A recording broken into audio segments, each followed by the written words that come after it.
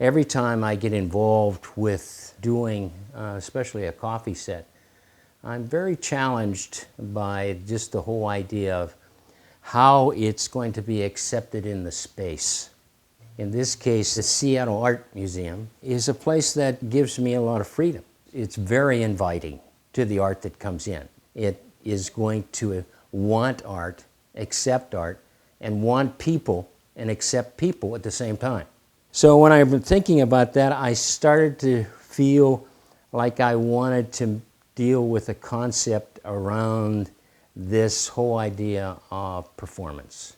The teapot, I've always felt, is the major voice. I feel that the teapot and the coffee pot are the major players, and that represents actually the museum itself. The sugar and creamer, I see them playing this supporting role. The tray is something very different because it is not going to be the normal tray that you pick up easily. It actually is going to be a solid piece of acrylic. There's going to be carving in the acrylic, making a feeling of movement.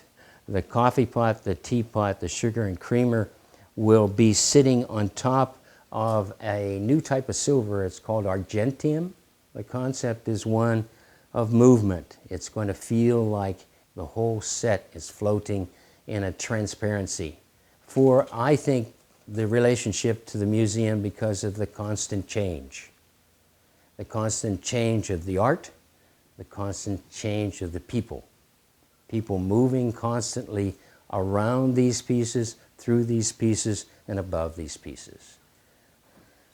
Silver is a very friendly material, I find, and it is one that has the attitude of drinking in what's around it, mainly because of its reflection. So in this case, I've decided to make these handles in rosewood. Rosewood is a very warm color, and the one thing that can happen with silver, if there's something warm around it, it reflects into it, and you really get a sense of that tonal quality coming back at you off the silver.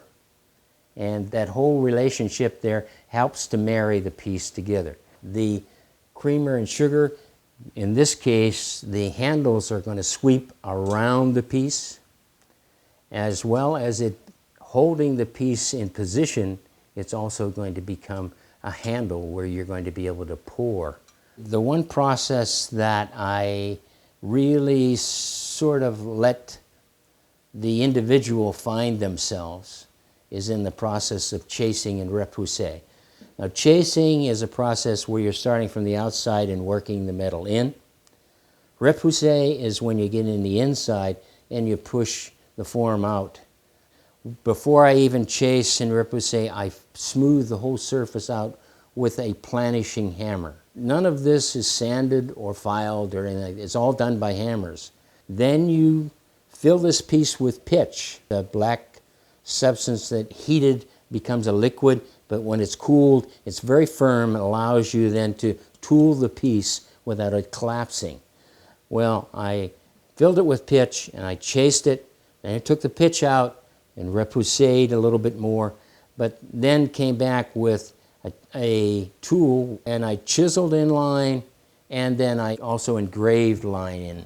Just by taking that line and engraving or chasing it in there, the light comes down and catches it, so that you're actually getting something that seems to come forward and the background goes back. The tips down in here, these are lathed sterling silver, and what I'm looking for here is a sculptural sense of really lifting that form up into space and making it more of a, almost a dancing attitude over the acrylic. I have a definite drawing and design that I'm set on, has been agreed to, but still you've got to let the material tell you things as you start to work it. The silver is going to tell me something, the acrylic's going to tell me something, and I have room in there to make that happen. When you plant yourself in cement in the beginning, sometimes you lose it. All these pieces are hand raised. I prefer to do it this way for two reasons. I'm starting out with a piece of 18 gauge, and by raising the way I'm raising and trapping the way I'm trapping, I don't lose any thickness. Plus, it allows me to pack the edge, which is called teasing of the material.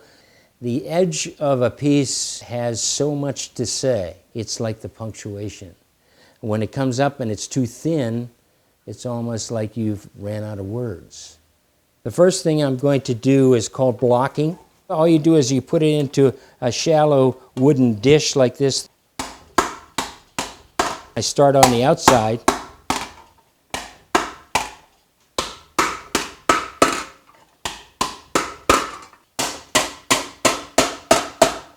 The next thing I'm going to do is take out these marks left by the bouging hammer.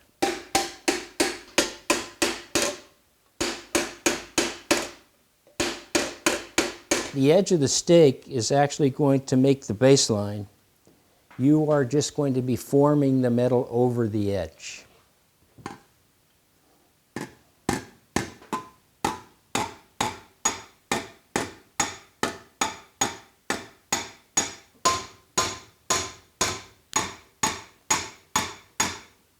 You've established the baseline. Now it's a matter of just spiraling on up.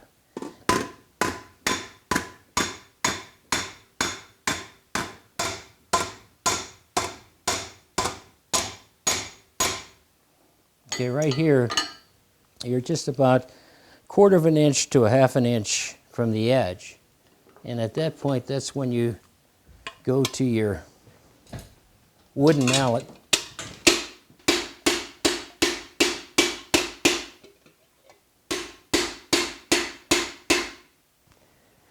You get another hammer, it's called a collet hammer.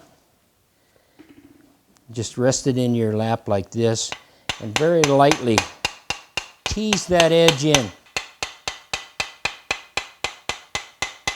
Now after you do that all the way around, you come back with the wooden mallet and again dress it down.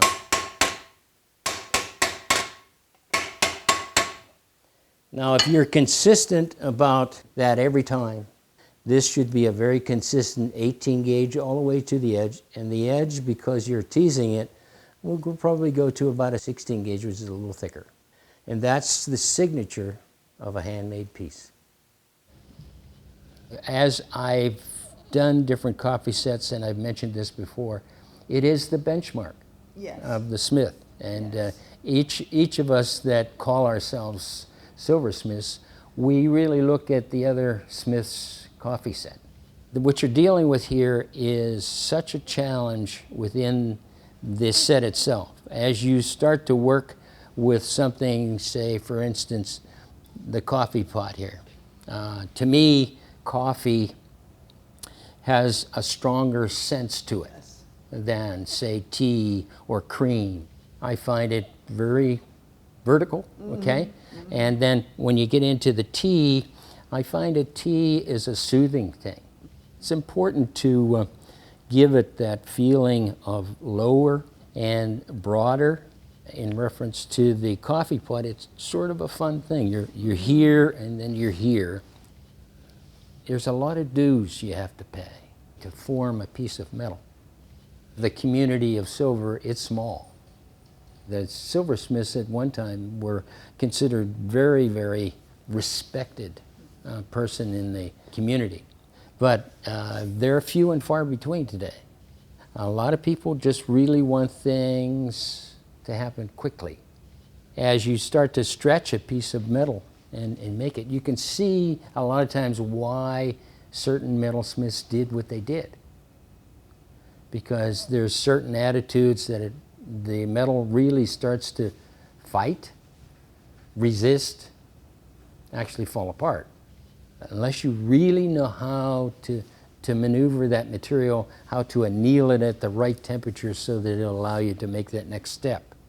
And this is why some people just don't do it.